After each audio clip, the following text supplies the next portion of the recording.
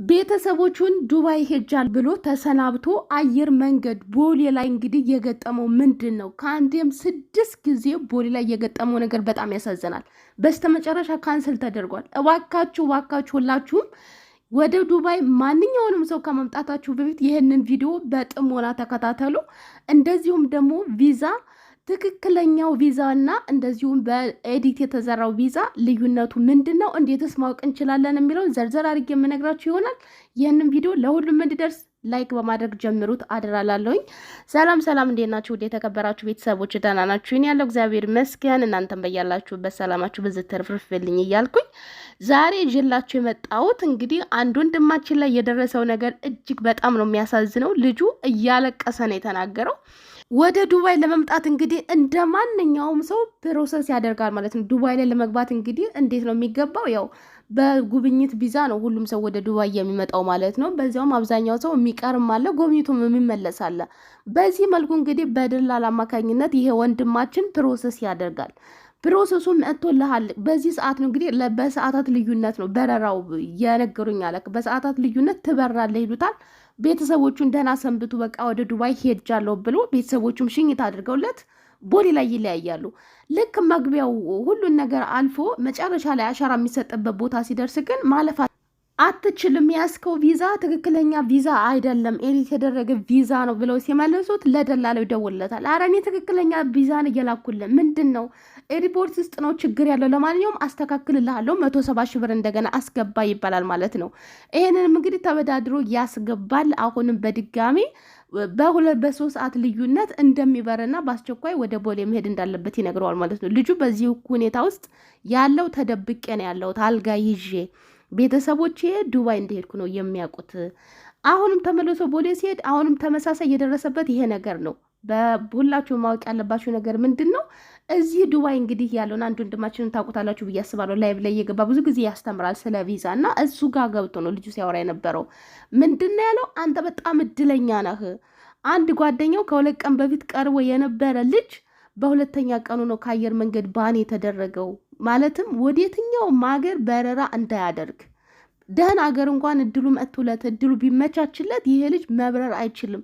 ይሄ ወንድማችን ከአንዴም 6 ጊዜ ነው ቦሌ የገባው ማለት ነው። ትክክለኛ ቪዛ ነው እየተባለ ደላሎች ዛሬ ይሄን ያህል ብር ጨምር፣ አሁን በዚህ ይሄንን ነገር ላስተካክልልህ ስለፈለኩኝ ይሄንን ብር አስገባ ይሉታል። ከዛ ያንን ብር ያስገባል። አየር መንገድ እንግዲህ ከዚህ ሰዓት እስከዚህ ሰዓት ትበራለህ። እንግዲህ ብዙ ጊዜ በረራ ስናደርግ ለሳምንት እንኳን የሚቆዩ ቪዛ አለን፣ ሳምንት ድረስ ማለት እስከ 7 ቀን። ግን የዚህ ልጅ በሰዓታት ልዩነት ነው። ተነስ በዚህ ሰዓት ቦሌ ተገኝ፣ በረራ ዛሬ ነው ይባላል። በ6ኛው ቀን ሲሄድ አሁንም እዚያ ዋና አሻራ መስጫው ጋር ሴትዮዋ ታቆመዋለች። ቁም አለችኝ። ስቆም ይሄ ቪዛ ትክክለኛ አይደለም፣ ከሰዓታት በፊት ቪዛ ካንስል ተደርጓል እና አንተ መሄድ አትችልም ብላ እንግዲህ ዱባይ እንዳይሄድ የዱባዩ ቪዛ ነው ካንስል የተደረገብኝ አለ። አሁን ለ7ኛ ጊዜ እንደገና ያው ደላላ አስተካክልልሃለሁ ብሎኝ ይሄ ቪዛ እንዲስተካከል እየተደረገ ነው ያለው እና በሰዓታት ልዩነት ትበራለህ ይለኛል። እኔ በጣም ግራ ተጋብቻለሁኝ። አሁንስ ትክክለኛ ቪዛ ይስጠኝ አይስጠኝ በምን አውቃለሁ? እንዴት ነው ወደ ቦሌ መግባት የምችለው? እባክህ መላ ስጠኝ በሚል ነው ልጁ ገብቶ እንግዲህ ሀሳቡን ሲሰጥ የነበረው ማለት ነው። በዚሁም አጋጣሚ ይሄ መረጃ ለእኔ ጓደኞች ለቤተሰቦች ይጠቅማችኋል ብዬ ነው። ብዙዎቻችሁ እንግዲህ ወደ ዱባይ ባህላችሁን ፍቅራችሁን ታመጣላችሁ፣ ወንድሞቻችሁን ታመጣላችሁ። ብዙ ጊዜ ባህል ነው የሚመጣውና ለምታመጡ ሰዎች መረጃው ከጠቀማችሁ ብዬ ነው። ለምን አሁን በጣም በሚያሳዝን ሁኔታ ታማኝ ሰው የለም። ይሄን ያህል ብር ክፈይ ትከፍያለሽ፣ ወፍ የለም። ክፈይ ብቻ መክፈል ብቻ ነው። ታማኝ ከስንት አንድ ሰው ነው ያለው እና ምንድን ነው ያለው እዚያ ጋር ያለው ልጅ ስለ ቪዛ በደንብ የሚያውቁ ሰዎች አሉ። ሄዳችሁ ትክክለኛ ቪዛ ነው አይደለም የሚለውን ነገር ቀድማችሁ ቪዛ ለሚያውቁ ሰዎች ማሳየት አለባችሁ ማለት ነው፣ ወደ ቦሌ ከመግባታችሁ በፊት። ካልሆነ ግን ከእንደዚህ አይነት ነገር ተጠንቀቁ። ከ2 ቀን በፊት አንድ ወንድማችን 2 ጊዜ ቦሌ ላይ ገብቶ እሱም እንደዚህ ወደ ዱባይ ለመምጣት በሁለተኛ ቀኑ ባን ተደረገ። ማለትም ደህና እድል ቢመጣለት ወደ ደህና ሀገር መሄድ ቢፈልግ ለመዝናናትም ይሁን ለስራ እንግዲህ በቦሌ በኩል እንደማያልፍ ነው ልጁ ሲናገር የነበረው ማለት ነው። እኔ በጣም ነው የተገረምኩት። እንደዚህ አይነት አለ እንዴ? ማለት በሀገራችሁ ሆናችሁ በረራ እንዳታረጉ ወዴትም ሀገር እንዳትሄዱ መዝጋት ይቻላል ማለት ይሄን ነገር አላውቅም ነበርና በጣም ነው የተገረምኩት። እኔ ተገርሜ ዝም ማለት አልፈለግኩም። ሁላችሁም ማወቅ ስላለባችሁ ደላላ ትክክለኛ ደላላ ነው ወይ? ታማኝ ነው ወይ? ከዚህ በፊት የምታውቁትን ሰው ወይ አምጥቷል ወይ? መጥቶ ስራ ገብቷል ወይ? በምን አይነት ሁኔታ ነው የሚለውን ሳታረጋግጡ ማንንም ይሁን ማንን ወደ ዱባይ እንዳታመጡ። አሁን ዱባይ በተለይ ደግሞ አዲስ ከሆናችሁ ቋንቋ የምለምዱ ከሆናችሁ ቋንቋ ማታውቁ ከሆናችሁ እንደዚህ በጉብኝት ቪዛ ምናምን አይቻልም። የ2 ዓመቱን ኮንትራት አሰርታችሁ ነው ማለትም በራሳችሁ 400 ምናምን ሺህ ከፍላችሁ ነው ወደ ዱባይ የምትመጡት። እንደዚህ የመጡ ልጆች አውቃለሁ፣ ከአንድም 2 ሴቶች ተምረው ተመርቀው ትልቅ ደረጃ ዲግሪ ያላቸው ልጆች የመጣሉ አሁን በቅርብ ማለት ነው። ግን 450 ሺህ ብር አሁን እሱ መቼ ነው መሰላችሁ? ከ3 ወር ምናምን በፊት ነው ይሄ የሆነው። አሁን ላይ ግን እስከ 500 ሺህ ሳይገባ አይቀርም። እና ይሄንን ነገር እወቁ። ብርም ከፍላችሁ እንደገና ልጆቹ ደግሞ ሌላ እድል ቢመጣላቸው እንኳን ወደ ሌላ አገር ሄደው እንዳይሰሩ ወይንም ደግሞ ሄደው እንዳይዝናኑ እንጀራቸውን እድላቸውን እንዳትዘጉ ቀድማችሁ ቲክቶክ ላይ ሆነው እነ ማሜ እንደዚሁም ሌሎቹም ቪዛ የሚያዩ ሰዎች አሉ። ትክክለኛ ቪዛ ነው አይደለም የሚለውን ነገር ወደ ቦሌ ከመግባታቸው በፊት ለሚያውቁ ሰዎች ማሳየት። ካለበለዛ ግን ብቻ ከባድ ነው። እውነት ምን አይነት ዘመን ላይ እንደደረስን አላቅም። አሁን ላይ ኤዲት የማይደረግ ነገር የለም። በጣም ነው የሚያሳዝነው። የብር ሬሲት ብር እንኳን ልካችሁ እሱን እንኳን ኤዲት እየተደረገ ስንቱ እየተሸወደ ነው በአሁን ሰዓት ማለት ነው። በጣም ከባድ ዘመን ላይ ያለ ነው እና ትክክለኛ የምትተማመኑበት ደላላ በስተቀር እንደዚህ ቪዛ ሰርታችሁ ማንን ሆነ ማንን ስታመጡ ብር ከከፈላችሁ ቅድሚያ ቪዛው ትክክለኛ ነው ወይ የሚለው ለሚያቅ ሰው ሳታሳዩ ልጆቹን ወደ ቦሌ እንዲሄዱ እንዳታደርጉ። በእርግጥ ብዙ ሰው እየተመለሰ ነው። አሁን በጣም ብዙ ሰው ባለፈው እንኳን ብሬክስ ያሳያቸው የነበሩ ልጆች በግፊያ ነው የሀገር ሰው ሲመለስ የነበረው ማለት ነው። አዲስ ነገር አይደለም። እንደዚህ አይነት ፎርጅድ ቪዛ የተለመደ ሆኗል። ተጠንቀቁ። አሁንማ የብርም ባለፈው አንዲት እህታችን 90 ሺህ ብር እንትበላችሁ።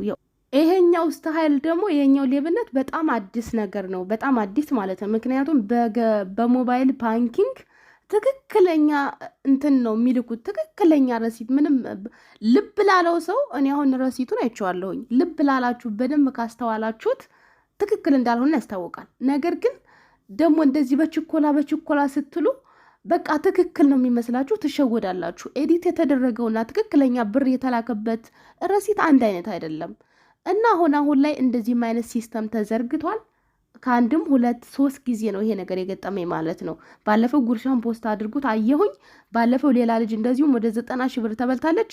አሁንም ደግሞ ገጥሞኛል ማለት ነው። እኔ እውነት በጣም ነው የተገረምኩት። እንደዚህ አይነት ነገር አለ ብዬም አላስብም። ለመጀመሪያም ጊዜ ስለሆነ ሰርፕራይዝ ሆኛለሁ። ይሄንን ነገር ሳስብ ምን እንዳሰብኩ ታውቃላችሁ? ስንት እህቶቻችን ናቸው አካውንታቸውን ዘግተው በዝግ አካውንት ብር የሚልኩት? እነሱ ስንት ተበልተው ይሆን?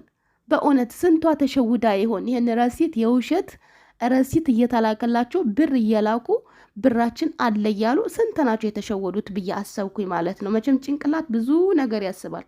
ቁጭ ስትሉ በሰከንዶች ብዙ ነገር ነው የምታስቡትና ይህንን ነገር ስሰማ የመጀመሪያ ትዝ ያሉኝ እነሱ ናቸው። አንዳንድ ጊዜም ሰው ጋር መላክ ጥቅም አለው። ልካችሁ ደርሰዋሉ ያልደረሰው የሚለውን ነገር ታውቃላችሁ። ግን በዚህ ጋር አካውንት ስትልቁ ምንድነው ዋስትናችሁ? በተለይ ሰው ሀገር ላይ ሆናችሁ ሲም ካርዳችሁ ከእናንተ ጋር ካልሆነ ምንም አይነት ማስረጃ የላችሁ ማለት ነው። በቀጥታ ግን በባንክ ብትልቁ የላካችሁበት ረሲት ይኖራችኋል። በዚያ ረሲት አማካኝነት እናንተ ዝግ አካውንት አስቀምጣችሁ ፋሲካ የወሎ ልጅ ከዚህ በፊት እንግዲህ ብዙዎቻችን ጓደኛ ናት የምታቋታቋታላችሁ። በራሱ አካውንት በዝግ አካውንት ብሯን ስትልቅ ቆይታ መካከል ላይ ታቋርጣለች ማለት ነው። በሰሜኑ ጦርነት ጊዜ እንግዲህ ቤተሰብ ወደዚህ ሲሉባት ወደ እነሱ እንደዚያ ስትል በመሀል ለ3 ዓመት ያህል እንግዲህ አካውንቱ መንቀሳቀሱን ሲያቆም ልጅቱ ያው በህይወትም አትኖርም፣ ልትመጣም ላትመጣም ትችላለች በሚል የራሷን መታወቂያ የአዲስ አበባ መታወቂያ አውጥተው እሷ በሌለችበት ብሯን ሞለጭ አድርገው አውጥተው ብሯን ይበሉባታል። ከዛም በኋላ እሷ ሀገር ስትመጣ የቴሌቪዥን ቀረጥ ስትጠየቅ ባንኩ ስትገባ ወፍ የለም። እንግዲህ የደረሰባት ድንጋጤ የደረሰባት ነገር ሁላችሁም ያልሰማችሁም የሰማችሁ ታውቁታላችሁ። በጣም በሚያሳዝን ሁኔታ ክው ብላ እዚያው አካውንት የከፈተችበት ባንክ ቅርንጫፍ ሄዳ ነው ክስ የመሰረተችው። ለ2 ዓመት ፍርድ ቤት ስትመላለስ ቆይታ ነገር ግን ሁሉንም ላቧን አስመልሳለች። ህጋዊ ስለነበረች እያንዳንዱ ነገር ስለነበራት ማስረጃው መረጃው ማለት ነው። አዲስ አበባ አልነበርኩም፣ በዚህ ቀን ወጥቼ በዚህ ቀን ወደ ሀገር የገባሁት። የላኩት ብር ግን ባንክ ውስጥ ምንም ብር የለም። በዚህ በሚል ስም እኔ በሌለሁበት መታወቂያ አውጥተው ገንዘቤን ተዘርፍ ያለው ብላ እንግዲህ ብዙ ለምነዋት ገንዘብሽን እንስጥሽ ፍርድ ቤትማ ትጂ ምን ብትባል በህግ ነው መጨረሰው ብላ ለ2 ዓመት ያህል ያው ጥሩ ባለቤትም አላት። እሱም ከጎኗ ሆኖ ተመላልሳ እንግዲህ የተመላለሰችበትን ሳይቀር ሁሉንም ነገር እስከነ ሙሉ ካሳዋ ገንዘቧን ተረክባለች። እሷ ለምን በትክክለኛው በህጋዊ ስትልክ ስለነበረ።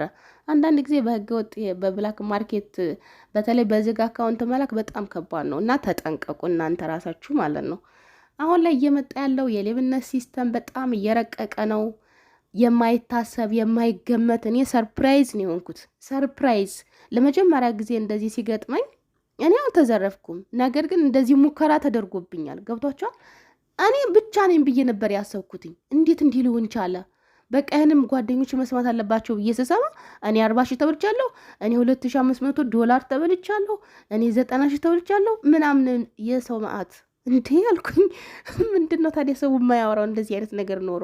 እኔ ግን 3 ጊዜ ነው የሰማሁት። አንድ ጊዜ ጉርሻ ባለፈው አንዲት እህታችን ወርቅ ልትሸጥ ወርቋን ይዛ ወርቅ ቤት ሄዳ እገዛሻለሁ ብሎ እዚያው በሞባይል ባንኪንግ ሸር አድርግልሽ ብሩን ይላታል። እሷም እሺ ትልና ከዚያ ትሰጠዋለች። ወርቁን ይዞ እንግዲህ ቆይ ወርቅ ቤቷ ደግሞ ቆይ ተረጋጉ እስቲ ብሩን መግባት አለመግባቱን ቼክ እናርግ ምናምን ስትል ለጆሮ ውጭ አግራ አውጭኝ። ከዛም በኋላ እንግዲህ በሰፈር ሰዎች ትብብር በፖሊስም ጥረት ትቦ ውስጥ ልጁ ተያዘ ማለት ነው። ሴትዮዋ ግን እንደዚህ አይነት ነገር ገጥሟት ስለማያቅ እንደዚህ አይነት ማታለል አለ ብላ ስለማታቅ ተሸውዳ ነበረ። ገብቷቸዋል። እና ተጠንቀቁ፣ ጊዜው በጣም ከፍቷል ማለት ነው አሁን ላይ ያለው ነገር። እና ምን ልላችሁ ነው እሱንና እኔ ገጠመኝ። እንደገና ደግሞ ሶስተኛ ሌላ ልጅ ገጠማታለች። እነሱ ብቻ ነበሩ የመሰለኝ እኔ። ነገር ግን ይሄ ነገር የተስፋፋና የተለመደ መሆኑን አላውቅም ገና። ግን አሁን በደንብ ገባኝና ተጠንቀቁላችኋለሁ ቤተሰቦች። ለማንኛውም ይሄን መረጃ እንግዲህ ለእናንተ ይጠቅማችኋል ብዬ ይዤ መጥቻለሁ። ከጠቀማችሁ ላይክ እያደረጋችሁ ሌሎች ጓደኞቻችሁን ማጋራታችሁን እንዳትረሱ። ላለው በድጋሚ እስከምንገናኝ ድረስ በያላችሁበት ዓለም ቅርንጫፍ ሰላማችሁ ይብዛልኝ። ወዳችኋለሁ። ቻው